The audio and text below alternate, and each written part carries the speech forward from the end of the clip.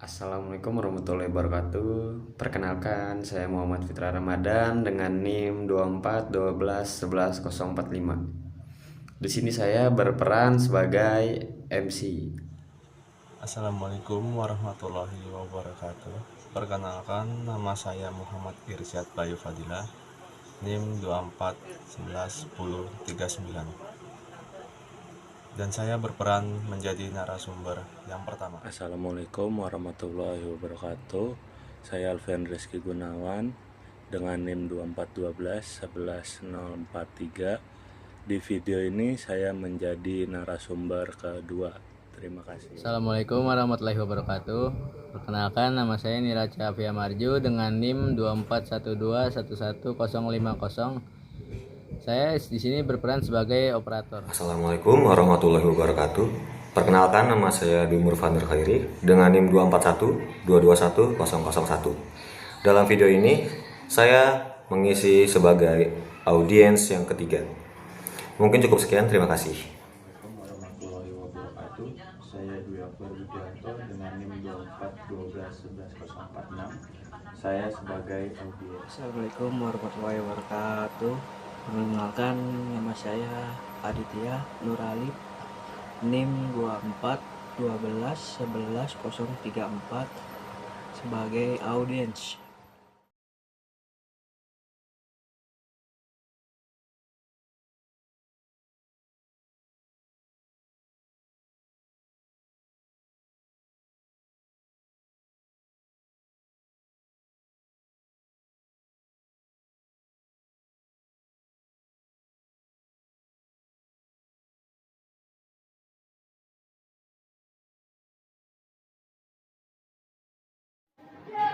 Assalamualaikum warahmatullahi wabarakatuh. Selamat pagi dan salam sejahtera untuk kita semua. Puji syukur kita panjatkan kepada kehadirat Tuhan Yang Maha Esa, karena atas rahmat dan karunia-Nya kita dapat berkumpul pada hari ini dalam keadaan sehat sehingga dapat mengikuti kegiatan dengan baik. Perkenalkan, saya Muhammad Fitra Ramadan yang berkesempatan kali ini akan bertindak sebagai moderator dan memandu jalannya presentasi. Pada kesempatan ini, kami akan mempresentasikan materi yang berjudul Peran Perangkat Informasi dan Komunikasi dalam IMK. Materi yang akan kami sampaikan membahas bagaimana perangkat informasi dan komunikasi menjadi komponen penting dalam menciptakan interaksi yang efektif antara manusia dan komputer. Selain membahas konsep dasarnya, kami juga akan menampilkan sebuah prototipe sebagai contoh penerapan dari materi yang telah dipelajari. Kami berharap presentasi ini dapat menambah wawasan serta memberikan pemahaman mengenai pentingnya penerapan prinsip-prinsip interaksi manusia dan komputer. Sebelum memasuki penyampaian materi, kami mohon perhatian dari teman-teman selama presentasi berlangsung. Apabila terdapat pertanyaan atau hal yang ingin didiskusikan, kami akan dengan senang hati menanggapinya pada sesi tanya jawab. Baik, tanpa berlama-lama lagi, mari kita mulai presentasinya. Kepada narasumber 1, kami persilakan untuk menyampaikan materi.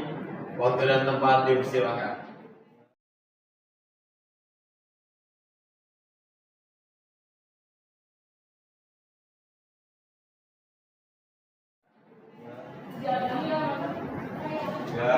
Assalamualaikum warahmatullahi wabarakatuh. Waalaikumsalam warahmatullahi wabarakatuh. Perkenalkan, nama saya Muhammad Irsyad Bayu Fadilah. Pada sesi pertama ini, saya akan membahas tentang konsep IMK dan perangkat. Mari kita mulai dengan slide pertama. Apa itu IMK?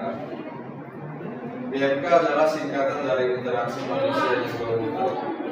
Secara definisi, IMK adalah komunikasi suara antara pengguna atau manusia dengan sistem komputer. Jadi ketika kita menggunakan komputer, laptop atau smartphone, sebenarnya kita sedang berinteraksi dengan sistem. Biarkan mempelajari bagaimana interaksi itu terjadi dan bagaimana membuat terbaik. Ada 3 tujuan utama dari IMK. Pertama, usable atau mudah digunakan. Artinya sistem harus dirancang dengan desain yang intuitif dan ramah pengguna, sehingga mudah dipelajari dan digunakan. Kedua, efektif dan efisien. Artinya sistem harus membantu pengguna menyelesaikan tugas dengan cepat dan tepat. Ketiga, satisfying atau menyenangkan. Artinya sistem harus memberikan pengalaman pengguna yang positif. Contoh sederhananya adalah ketika kita menggunakan smartphone, kita mengakses berbagai aplikasi dengan mudah, cepat, dan menyenangkan. Itu semua karena penerapan IMK yang baik.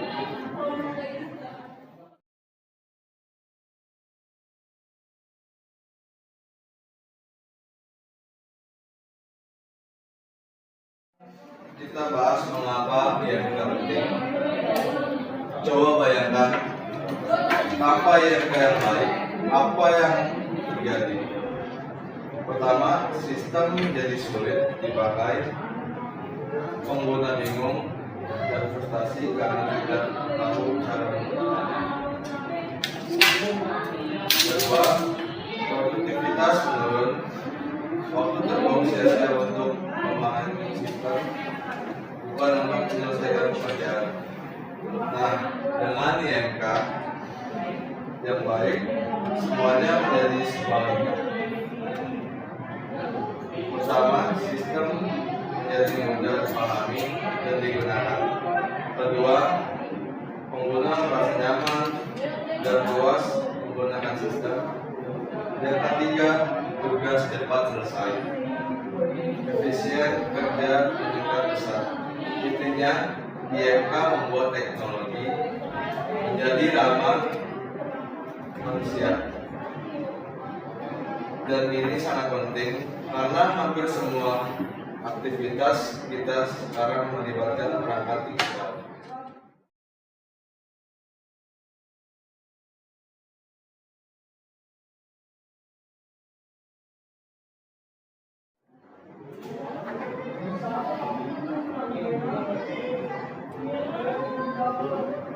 Oke, sekarang kita bahas 3 komponen utama IMK. Komponen pertama adalah manusia. Manusia di sini adalah pengguna atau user. Setiap manusia memiliki karakteristik, kebutuhan, dan kemampuan yang berbeda-beda. Komponen kedua adalah komputer. Komputer di sini adalah sistem yang memproses data, bisa berupa perangkat keras atau perangkat lunak. Komponen ketiga adalah interaksi. Interaksi adalah hubungan atau dialog antara manusia dan komputer melalui antar telepon. Dan tiga komponen ini saling berhubungan dan tidak bisa dipisahkan. Tanpa manusia, komputer tidak berfungsi. Tanpa komputer, manusia tidak bisa berinteraksi. Dan tanpa berinteraksi, tidak ada komunikasi antara kita.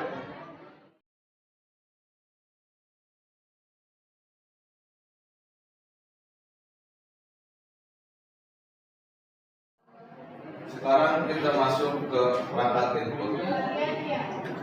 Perangkat input adalah alat yang digunakan untuk memasukkan data atau instruksi ke dalam komputer. Ini adalah cara manusia berbicara atau memberi perintah kepada komputer. Perangkat input dibagi menjadi dua kategori, yaitu tradisional dan modern. Perangkat input tradisional antara lain keyboard untuk mengetik, mouse untuk navigasi, touchpad, scanner, dan mikrofon. Perangkat input modern antara lain touchscreen untuk sentuhan langsung, voice command seperti Siri atau Google Assistant, serta gestur dan eye tracking. Semua perangkat ini berfungsi sebagai jembatan antara manusia dan komputer.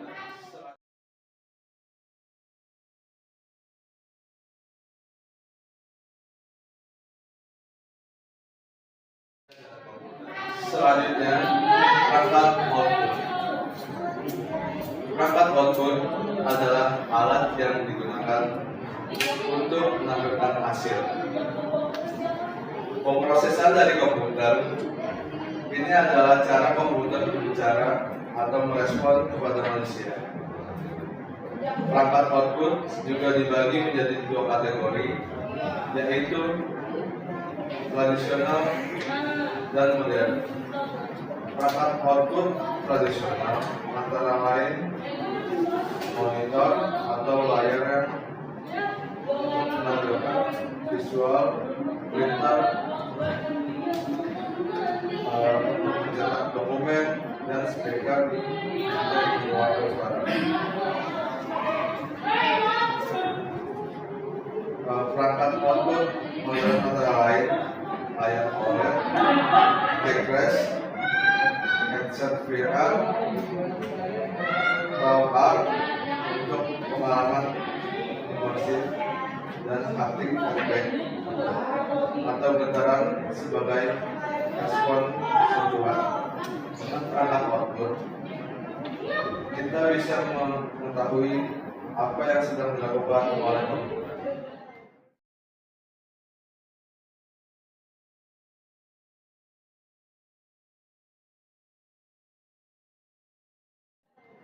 Terakhir, di sesi ini kita bahas jenis-jenis antarmuka. Ada 3 jenis antarmuka yang umumnya digunakan. Pertama, CLI atau Command Line Interface. Ini adalah antarmuka berbasis teks atau perintah. Contohnya adalah Command Prompt di Windows atau terminal di Linux. Kelebihannya cepat untuk pengguna ahli, tapi kekurangannya sulit bagi pemula karena harus menghafal perintah. Kedua, GUI atau Graphic User Interface. Ini adalah antarmuka berbasis icon, gambar, dan tombol. Contohnya adalah Windows, Android, dan iOS. Kelebihannya mudah digunakan dan intuitif sehingga semua orang bisa memakainya. Ketiga, NUI atau Natural User Interface. Ini adalah antarmuka berbasis sentuhan, suara, dan getaran. Contohnya adalah smartphone, touchscreen, dan voice assistant seperti Siri atau Google Assistant. Kelebihannya interaksi terasa alami seperti manusia. Sekian dari saya kembalikan waktu kepada MC. Terima kasih.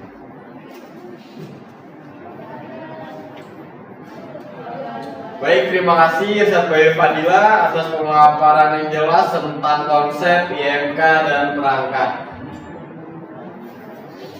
Sekarang kita lanjut ke sesi kedua tentang komunikasi dan informasi, prototipe dan demo. Kepada narasumber 2, saya persilakan.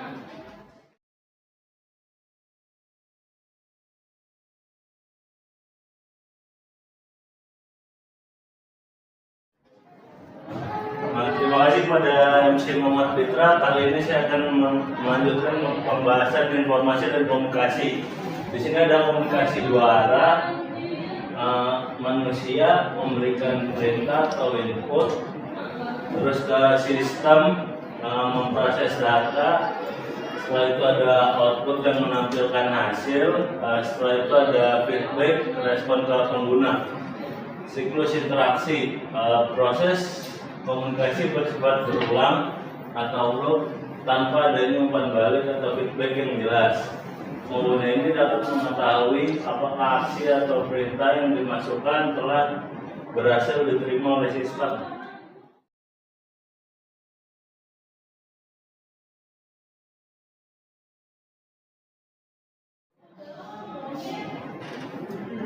Nah, sekarang kita bahas saluran informasi dalam IMK. Informasi dalam IMK disampaikan melalui berbagai saluran. Dari sisi manusia ke komputer, ada beberapa saluran visual. Manusia melihat informasi di layar, kemudian audio, manusia mendengarkan suara atau notifikasi. Kemudian ada haptik, manusia merasakan getaran atau sentuhan. Kemudian juga ada verbal, manusia berbicara untuk memberikan perintah suara. Kemudian juga ada dari sisi komputer ke manusia, juga ada beberapa saluran. Yang pertama itu ada display. Komputer menampilkan informasi visual seperti teks dan gambar. Kemudian juga ada speaker, komputer mengeluarkan suara atau audio. Kemudian juga ada haptic engine, komputer memberikan efek getaran sebagai umpan balik. Yang perlu diingat, informasi harus disampaikan dengan jelas dan tepat. Informasi yang berlebihan atau tidak jelas justru akan membingungkan pengguna.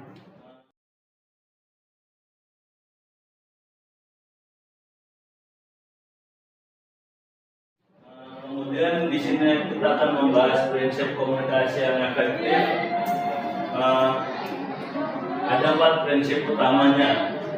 Ada clarity, kejelasan. Yang kedua konsistensi atau konsisten. Terus yang ketiga feedback, umpan balik. Yang keempat error prevention. Yang pertama itu clarity, pesan harus mudah dipahami tanpa ambigu. Gunakan istilah tugas. Contoh, password salah jauh lebih baik daripada error code 404. Yang kedua, konsistensi. Desain dan tata letak seragam di setiap halaman. Contoh, warna merah secara konsisten digunakan untuk bahaya atau penghapusan. Yang ketiga, ada feedback. Setiap aksi pengguna wajib mendapatkan konfirmasi respon visual atau suara seperti tombol berubah warna saat diklik.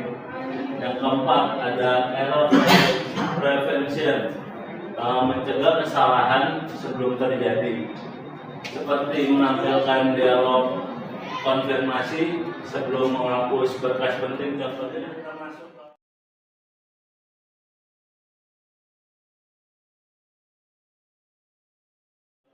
masuk ke materi prototype dan demo. Apa itu prototype? Definisi prototype adalah rancangan awal atau model tiduran dari sebuah produk sebelum dibuat dalam bentuk aslinya. Biar lebih mudah dipahami, bayangkan seperti maket bangunan. Sebelum bangunan benar-benar dibangun, arsitek membuat maket kecil dulu untuk melihat bentuk dan desainnya. Lalu apa tujuannya?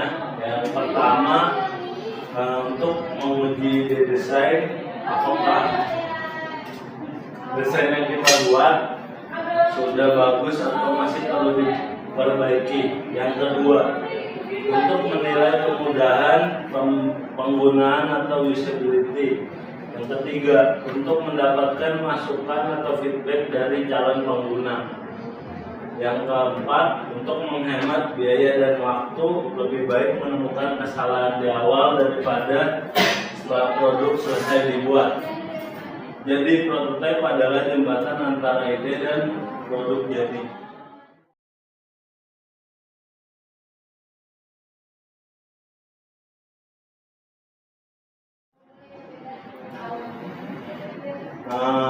Kita masuk ke jenis-jenis prototipe. Ada 3 jenis prototipe. Yang pertama paper prototype. Ini adalah prototipe yang paling sederhana. Kita cukup menggambar di kertas tentang tampilan aplikasi yang akan dibuat saat diuji. Kita mengganti-ganti kertas sesuai dengan alur yang diinginkan. Kelebihannya adalah cepat dan murah, cocok untuk eksplorasi di awal. Yang kedua, wireframe.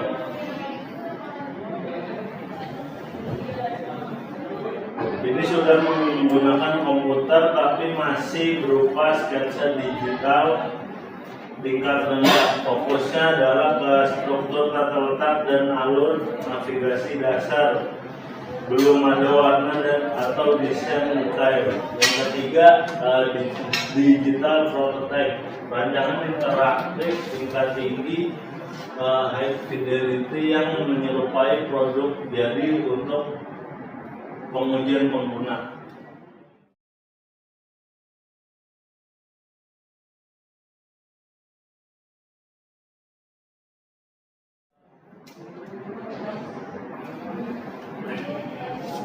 Selanjutnya kita akan membahas tools membuat prototipe. Ada beberapa tools yang bisa kita gunakan, baik yang gratis maupun yang berbayar. Tools gratis atau premium antara lain Figma. Ini yang paling populer saat ini. Keunggulannya adalah bisa diakses gratis, berbasis web tanpa instalasi, bisa kolaborasi tim secara real time, dan memiliki banyak plugin serta tutorial. Yang kedua, Adobe XD, fitur lengkap dan mudah digunakan. Kemudian ada Balsamiq, khusus untuk membuat wireframe sederhana. Kemudian juga ada PowerPoint, cocok untuk prototipe cepat. Terus berbayar antara lain ada Axel RP untuk prototipe kompleks dan Sketch yang khusus untuk pengguna Mac. Rekomendasi utama dari saya adalah Figma karena selain gratis, Figma juga menjadi standar industri saat ini.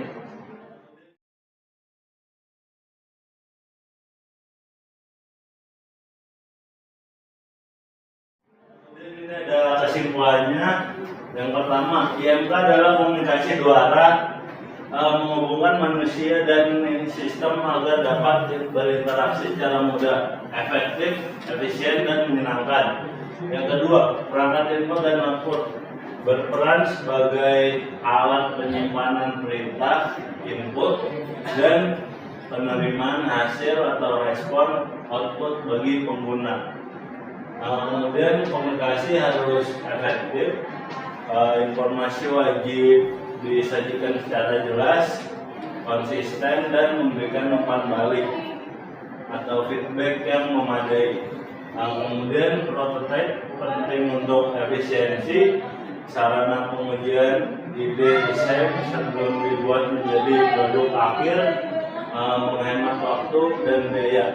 Sekian dari pemaparan saya. Assalamualaikum warahmatullahi wabarakatuh. Waalaikumsalam. Baik, terima kasih Abang Rizky Gunawan untuk materi yang telah disampaikan yang sangat menarik. Sekarang kita masuk sesi yang paling seru, yaitu sesi tanya jawab. Baik, kita memasuki sesi tanya jawab. Untuk para audiens yang ingin bertanya, silakan angkat tangan. Mohon izin bertanya. Baik, untuk narasumber 1. Terima kasih Muhammad Fitra Ramadan sebagai MC. Saya di sini perkenalkan, nama saya Dwi Murfanul Khairi. Saya ingin bertanya kepada narasumber kedua, yaitu Alfian Rizky Gunawan. Jadi pertanyaan saya adalah, apa sih kelebihan Figma dibandingkan tools prototype lainnya? Mau penjelasannya? Terima kasih. Langsung dong.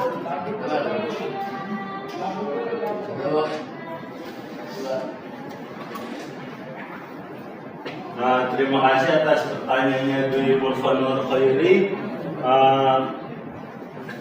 Kelebihan Figma dibandingkan tools lain adalah yang pertama gratis.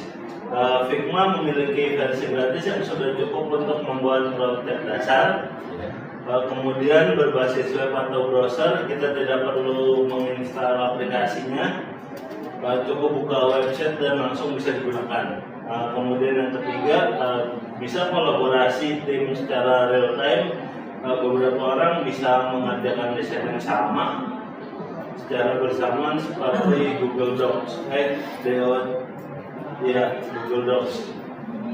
Yang keempat, banyak plugin dan tutorial di YouTube. Jadi kalau bingung kita bisa belajar dengan mudah. Dibandingkan dengan Adobe XD atau Sketch, Figma lebih terjangkau, mudah digunakan, dan menjadi standar industri saat ini. Terima kasih. Terima kasih atas jawabannya atas Alfian Rizky. Untuk audiens, apakah sangat puas? Sangat puas sekali, terima kasih. Ya, silakan untuk audiens selanjutnya yang ingin bertanya, angkat tangan. Silakan perkenalan diri. Perkenalkan, nama saya Dwi Akbar Widianto. Ingin bertanya kepada narasumber satu terkait kenapa feedback atau umpan balik itu sangat penting dalam IMK. Mohon penjelasannya. Terima kasih.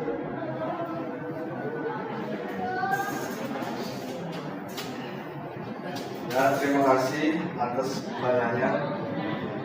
Feedback itu penting karena tanpa feedback pengguna tidak akan tahu apakah perintah yang diberikan sudah diterima atau belum oleh sistem. Bayangkan jika kita menekan tombol tapi tidak ada perubahan apapun, kita akan bingung dan bertanya-tanya apakah tombol itu berfungsi atau apakah saya sudah menekannya dengan benar. Dengan adanya feedback, pengguna merasa tenang dan yakin karena tahu bahwa sistem sedang bekerja. Contoh feedback yang baik adalah ketika tombol berubah warna saat diklik, muncul loading bar saat memproses data, atau muncul notifikasi pesan berhasil setelah kita melakukan cek. Terima kasih. Ya, untuk para audiens yang ingin bertanya, silakan. Permisi, saya ingin bertanya kembali. Terima kasih atas waktunya MC. Perkenalkan, saya Dwi Murfanul Khairi. Ingin bertanya kepada Alfian lagi. Jadi pertanyaan saya adalah, apa sih contoh kegagalan desain IMK yang pernah terjadi dan apa dampaknya? Mohon penjelasannya dan terima kasih. Terima kasih atas pertanyaannya kembali. Saya akan menjelaskan lebih rincinya. Salah satu contoh kegagalan desain IMK adalah tombol delete yang diletakkan bersebelahan dengan tombol send tanpa ada konfirmasi. Banyak pengguna yang salah menekan dan akhirnya menghapus data penting atau mengirim pesan yang salah. Contoh lain adalah pesan error yang tidak jelas, seperti error 404 atau terjadi kesalahan. Tanpa penjelasan lebih lanjut, pengguna menjadi bingung dan tidak tahu harus berbuat apa. Dampaknya adalah pengguna menjadi frustasi, kehilangan kepercayaan pada sistem dan produktivitas menurun. Jadi, desain IMK yang baik harus mencegah kesalahan dengan memberikan konfirmasi sebelum tindakan spesial. dan memberikan pesan yang jelas dan informatif saat terjadi error. Terima kasih.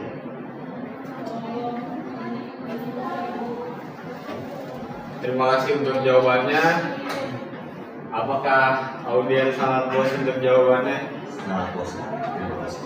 Dilanjut lagi yang ingin bertanya, silakan. Ya. Perkenalkan, nama saya Aditya Nuralip. Saya ingin bertanya kepada narasumber satu. Pertanyaannya, apa perbedaan antara UI dan UX?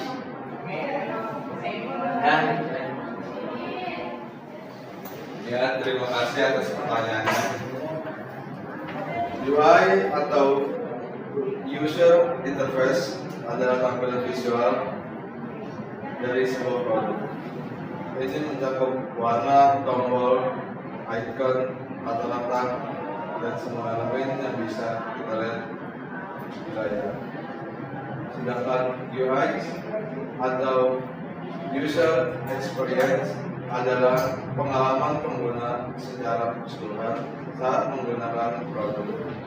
Ini mencakup perasaan, kemudahan, dan kepuasan. Biar lebih gampang, UI itu adalah wajah dari produk.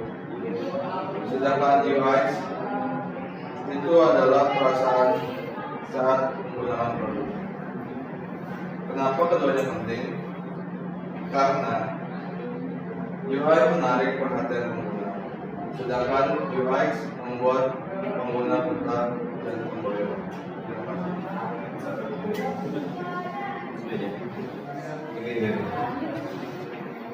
Baik, terima kasih atas jawabannya. Apakah audiens sangat puas dengan jawabannya? Oke, karena kita udah di penghujung waktu dan hampir habis, mari kita tutup acara sesi tanya jawabnya.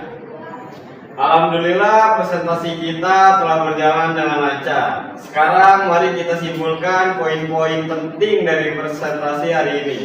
Pertama, IMK. IMK adalah komunikasi dua arah antara manusia dan komputer. Tujuannya adalah menciptakan interaksi yang mudah digunakan, efektif, dan menyenangkan. Kedua, perangkat dalam IMK terbagi menjadi dua, yaitu perangkat input dan perangkat output. Input adalah cara manusia memberi perintah ke komputer, sedangkan output adalah cara komputer merespon ke manusia. Ketiga, informasi dan IMK disampaikan melalui tiga saluran, yaitu visual, audio, dan haptik. Dan komunikasi yang efektif harus memenuhi prinsip kejelasan, konsisten, umpan balik, dan pencegahan kesalahan. Terakhir, prototype adalah rancangan awal produk yang sangat penting untuk menguji desain dan mendapatkan masukan dari pengguna sebelum produk benar-benar dibuat. Intinya, perangkat informasi dan komunikasi adalah fondasi dari interaksi manusia dan komputer yang membuat teknologi menjadi ramah manusia. Terima kasih kepada narasumber dan audiens serta operator dan kameramen yang sudah bekerja keras. Mohon maaf jika ada kata-kata yang kurang berkenan atau materi yang kurang sempurna. Setiap awal memiliki akhir, dan setiap akhir semoga menjadi awal dari ilmu yang bermanfaat. Terima kasih atas perhatian, pertanyaan, dan antusias teman-teman selama presentasi ini. Kami mengucapkan terima kasih kepada seluruh pihak yang telah membantu jalan presentasi. Mohon maaf apabila masih terdapat kekurangan. Semoga materi hari ini bisa menjadi bekal untuk pembelajaran selanjutnya. Terima kasih dan sampai bertemu di presentasi berikutnya. Wassalamualaikum warahmatullahi wabarakatuh. Waalaikumsalam.